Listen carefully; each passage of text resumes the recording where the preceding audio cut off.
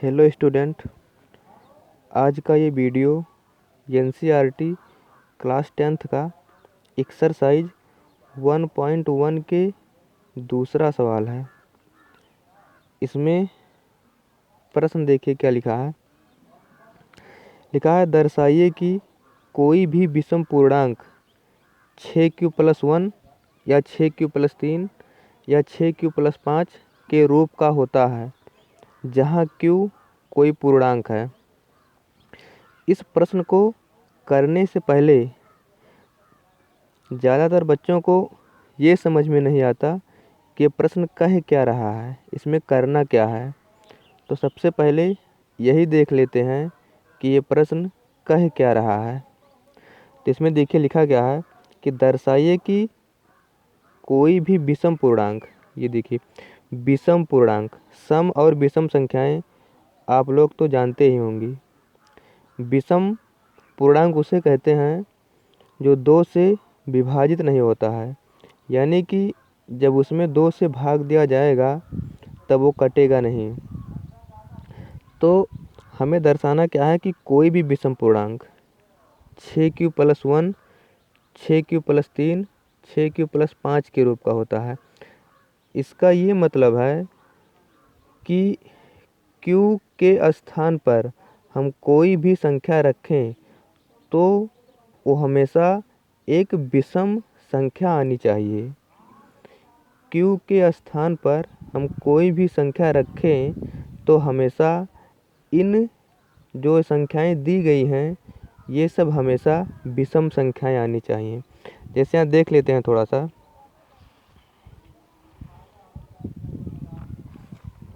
देखिए लिखा है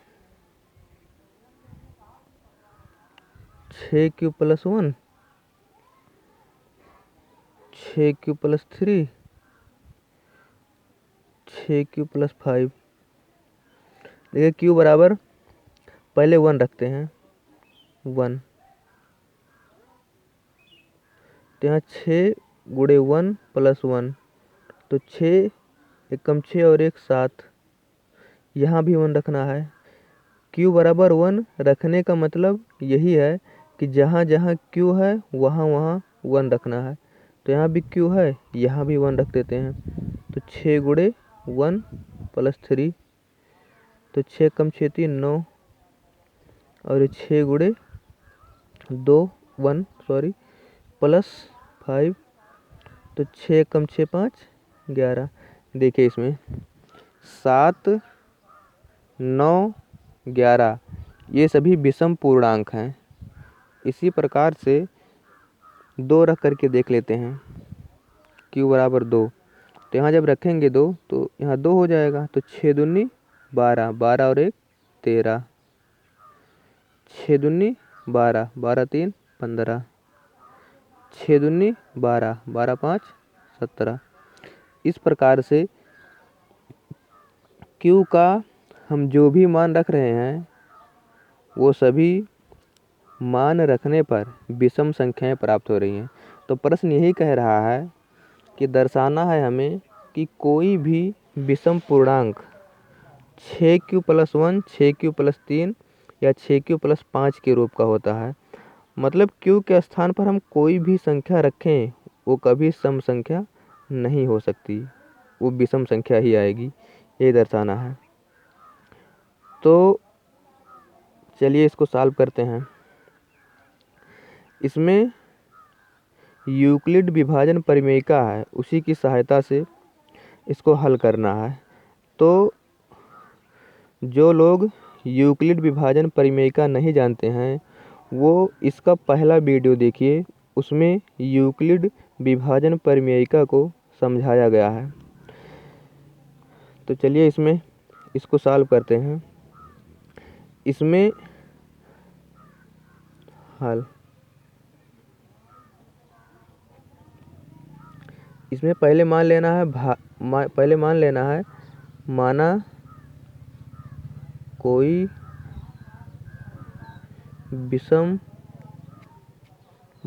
विषम पूर्णांक a है। इस टाइप वाला जो भी प्रश्न आएगा उसमें ऐसे मान लेना है, क्योंकि यहाँ विषम पूर्णांक लिखा है इसलिए माना कोई विषम पूर्णांक ए है। अब यहाँ पर मानना है भाजक। ये भाजक मानना कैसे है, भाजक प्रश्न के अनुसार मानना है। देखिए भाजक वो माना जाता है जो प्रश्न में यहाँ आगे गिनती लिखा होता है। यहाँ कितना लिखा है, 6 लिखा है, यहाँ भी देखिए 6 लिखा है, यहाँ भी देखिए 6 लिखा है। तो प्रश्न में आगे जो गिनती होगा उसी को भाजक मान लेना है, इस प्रकार से। तो ए कोई विषम पूर्णांक है और 6 भाजक है। तो जब ए में 6 से भाग देंगे यूक्लिड विभाजन परिमेयिका से, देखिए इसमें जब 6 में ए से भाग करेंगे तो ये भाग तो इस तरीके से होता नहीं। अगर यहाँ कोई गिनती होता तब तो 6 का पहाड़ा पढ़ते और वहाँ तक पहुँचते। अगर वो ना आता तो उससे कम रहते, लेकिन यहाँ पर तो गिनती है नहीं, कोई अक्षर है, ए है, ये अचर संख्या है, चर संख्या है, सॉरी ये चर संख्या है, 6 अचर है। तो इसमें करना क्या है, उससे पहले देख लीजिए कि भाग लगता कैसे है, तब ये समझ में आएगा। देखिए जैसे मान लीजिए कि 6 में भाग करना है 15 से, 15 में 6 से भाग करना है, सॉरी 15 में 6 से भाग करना है। तो 6 का पहाड़ा पढ़ेंगे 15 आ जाए, अगर 15 नहीं आता तो उससे कम रहेंगे। तो 6 दूनी 12, यहाँ घटाते हैं 3 आया। अब देखिए इसको, यहाँ पर जो भाज्य होता है भाजक का पहाड़ा उतना बार पढ़ते हैं कि या तो वही आ जाए, अगर वो नहीं आता तो उससे कम रहते हैं। तो यहाँ तो गिनती था, तब तो समझ में आ गया कि 6 का पहाड़ा 2 बार पढ़ेंगे 12 आएगा, उससे कम है। लेकिन यहाँ देखिए, यहाँ तो गिनती है नहीं कोई, यहाँ तो अक्षर है। तब करना क्या है इसमें, देखिए अगर गिनती होता तब तो पता चल जाता कितना बार पढ़ना है, लेकिन इसमें अक्षर है।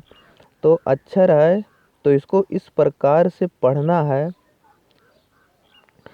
कि ए आ जाए, लेकिन ए तो आएगा नहीं। तब 6 का पहाड़ा, ऐसी कोई संख्या ज़रूर है कि 6 का पहाड़ा पढ़ें तो ए आ जाए, अगर ए ना आए तो उससे कम रहें। तो वो जो संख्या है उसको क्यों मानते हैं, ये यूक्लिड विभाजन परिमेयिका में बताया गया है। तो 6 का पहाड़ा जब क्यू बार पढ़ते हैं तब यहाँ पर कोई संख्या आएगा। जैसे यहाँ जब कोई पहाड़ा पढ़ते हैं, देखिए यहाँ पर जब 6 का पहाड़ा 2 बार पढ़े थे तो 12 आया था। ये तो पक्का है, क्लियर है ये, कि जब भी कोई पहाड़ा पढ़ेंगे तब कोई ना कोई संख्या आता है। उसी प्रकार से इसमें भी वही नियम लगाना है कि जब 6 का पहाड़ा पढ़ेंगे क्यू बार तब यहाँ पर कोई ना कोई संख्या आएगी। लेकिन ये गिनती है नहीं, इसलिए यहाँ कौन सा अक्षर आएगा ये क्लियर नहीं है। इसलिए करेंगे क्या कि इसको छोड़ देते हैं।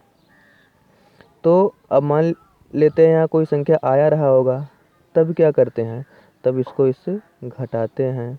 तो जब इसको इससे घटाएंगे तब तो कोई संख्या आएगी, तब जो संख्या आएगी उसे यहाँ आर माना जाता है, आर। तो अब ये जो प्राप्त हुआ है इसी पर यूक्लिड विभाजन परिमेयिका लगाना है।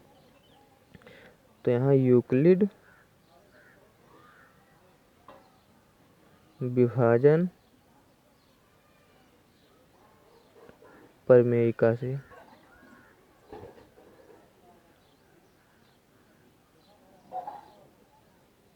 यूक्लिड विभाजन परिमेयिका मालूम ही होगा, कितना होता है, भाज्य बराबर भाजक गुणे भागफल प्लस शेषफल।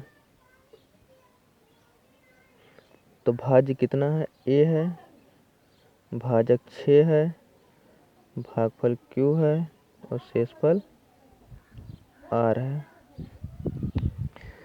तो a बराबर 6q प्लस r। अब यहाँ लिखेंगे r के संभव मान, r के संभव मान।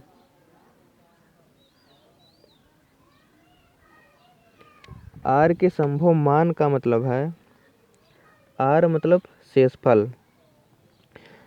तो ये पहले बता चुके हैं कि जो शेषफल होता है वो हमेशा भाजक से छोटा होता है, यानी कि r का जो मान होगा वो 6 से छोटा होगा। यानी कौन कौन हो सकता है, या तो 0 होगा, या तो 1 होगा, या तो 2 होगा, या तो 3 होगा, या तो 4 होगा, या तो 5 होगा। यही r के मान हो सकते हैं। r का मान यानी कि शेषफल का मान हमेशा भाजक से छोटा होता है। अब यही जो r का मान प्राप्त हुआ है इसी को इसमें रखना है। इसे समीकरण 1 मान लेते हैं। तो यहाँ से रख देना है r का मान। तो r बराबर 0 समीकरण 1 में रखने पर।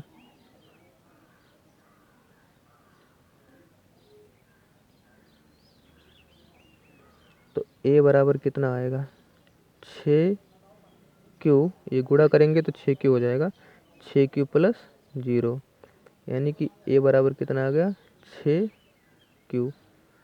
ये a का मान प्राप्त हो गया पहला। a मतलब क्या, विषम पूर्णांक, a विषम पूर्णांक है। तो a बराबर 6q। पुनः r बराबर 1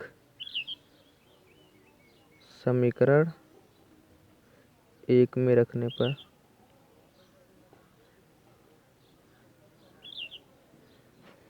तो a बराबर 6q, जहाँ r है वहाँ 1 रख देना है, 6q प्लस 1। ये ऐसे रह जाएगा, इसमें सॉल्व नहीं होगा। फिर पुनः r बराबर 2 रखने पर। a बराबर 6q प्लस 2, पुनः a बराबर 3 रखने पर।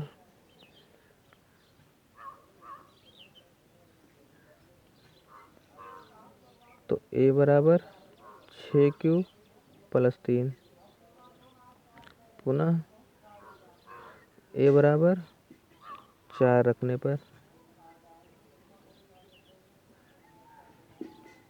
a बराबर 6q प्लस 4, एक बार और बचा है, पुनः a बराबर 5 रखने पर। a बराबर 6q प्लस 5। अब देखिए इसे ध्यान से, हमने प्रश्न में माना था, आंसर में माना था सॉरी, कि a कोई विषम पूर्णांक है।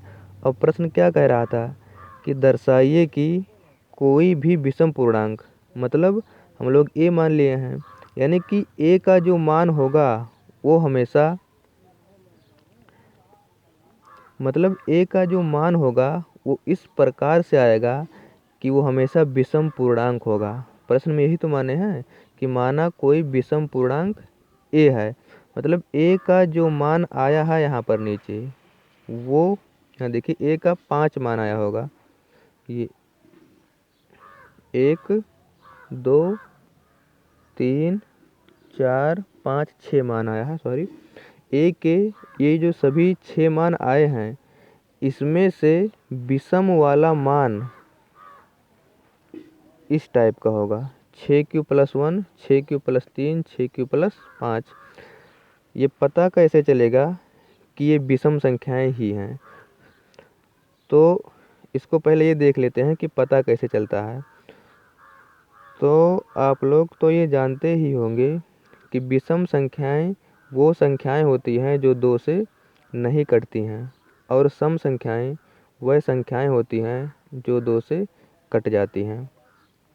तो यहाँ देख लेते हैं ये जो सभी 6 मान प्राप्त हुए हैं इसमें से कौन सम है और कौन विषम है।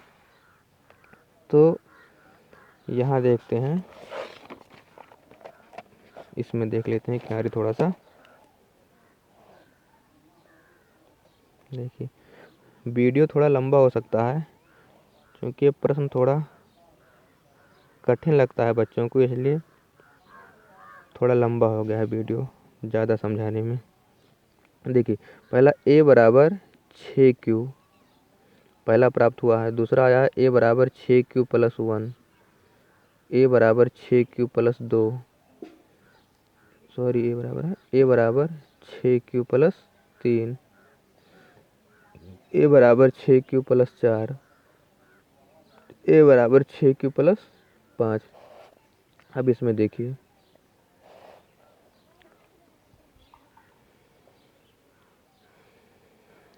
6q लिखा है, क्या यह 2 से विभाजित होगा? अगर 6q को 2 से भाग कर दें तो 2 एकम 2, 2 तिहाई 6 यानी 3q। इसका क्या मतलब हुआ कि ये जो 6q है ये 2 से विभाजित है यानी कि 2 से कट जाता है।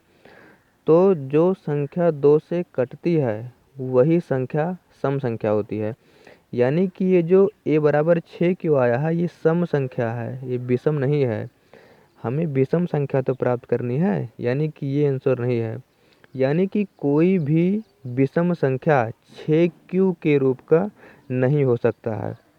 ये दूसरा देखते हैं, ये 6q प्लस 1 लिखा है बटा 2, ये देखते हैं कटता है कि नहीं। तो एक बार इसका बटा कर लेते हैं 6q प्लस 2 और एक बार इसका बटा, ऐसे कर सकते हैं। 2 एकम 2, 2 तिहाई 6, ये तो कट गया। क्या 2 से 1 कटेगा? नहीं कटेगा। यानी कि ये जो 6q प्लस 2 है ये 2 से विभाजित नहीं है और जो संख्या 2 से विभाजित नहीं होती है वो विषम संख्या होती है। यानी कि ये विषम संख्या है 6q प्लस 1। इसी प्रकार इसको देख लेते हैं, 6q प्लस 2 का 2 से विभाजित करना है तो यहाँ हो जाएगा 6q अपान 2 प्लस 2 अपान 2, ये इसका बटा इसका, इसका बटा इसका, ऐसे कर सकते हैं। तो 2 एकम 2, 2 तिहाई 6 और ये 2 से 2 भी कट गया। अब देखिए ये पूरा कट गया, यानी कि ये जो पूरी संख्या है 6q प्लस 2 ये 2 से विभाजित हैं, यानी कि ये सम संख्याएं हैं। इसको देखते हैं, 6q प्लस 3 अपान 2, तो ये देखिए 2 से तो ये कट जाएगा, 2 तिहाई 6, लेकिन जब इसका बटा करेंगे तो ये नहीं कटेगा, यानी कि ये भी विषम संख्या है। इसी प्रकार से इसको ऐसे देख लेते हैं डायरेक्ट, ये 2 तिहाई 6, 2 दूनी 4, ये भी कट जाएगा, यानी कि ये सम संख्या है। इसको देख लेते हैं 6q प्लस 5, ये 2 तिहाई 6 और ये नहीं कटेगा, यानी कि इसमें से 3 संख्याएं तो 2 से कट जाती हैं। ये पहला, दूसरा और ये तीसरा, और ये जो 3 संख्याएं हैं दूसरा, चौथा और छठवां, ये नहीं कटती हैं। तो 2 से नहीं कटने का यही मतलब है कि ये सभी संख्याएं विषम पूर्णांक हैं, तभी ये 2 से नहीं कट रही हैं। यानी कि कोई भी जो विषम पूर्णांक होता है वो 6q plus 1, 6q plus 3, 6q plus 5 के रूप का होता है। अब यही लिख देना है। अगर प्रश्न में ये पूछा होता कि कोई भी विषम पूर्णांक, कोई भी सम पूर्णांक, सम अगर पूछा होता तब ये आंसर होता, a बराबर 6q, a बराबर 6q प्लस 2, a बराबर 6q प्लस 4। अब यहाँ पर थोड़ा सा लिख देना है, वही लिख देते हैं, आंसर हो जाएगा।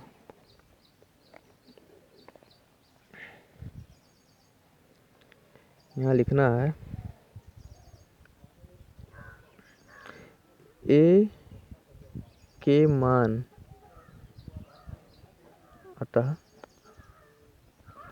अतः a के मान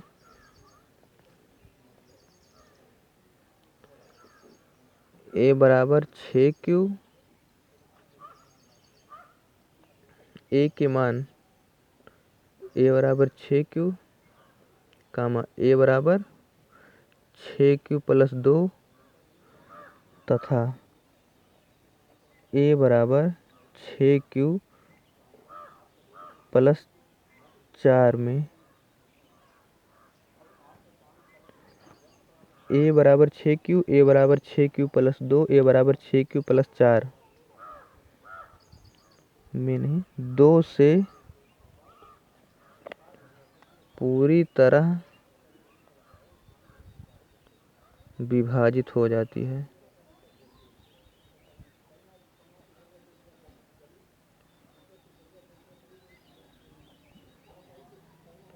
जबकि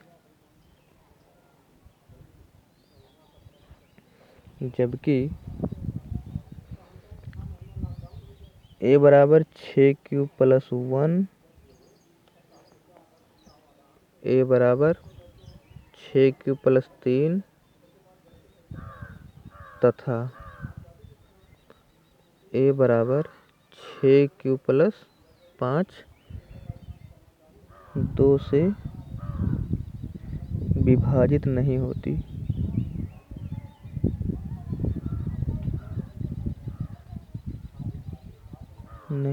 है अतः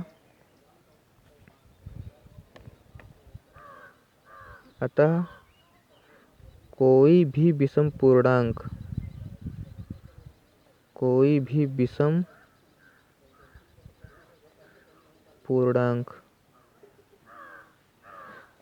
किसके रूप का होता है? ये जो 2 से विभाजित नहीं होती है। 6Q plus 1, 6Q plus 3, 6Q plus 5 के रूप का होता है।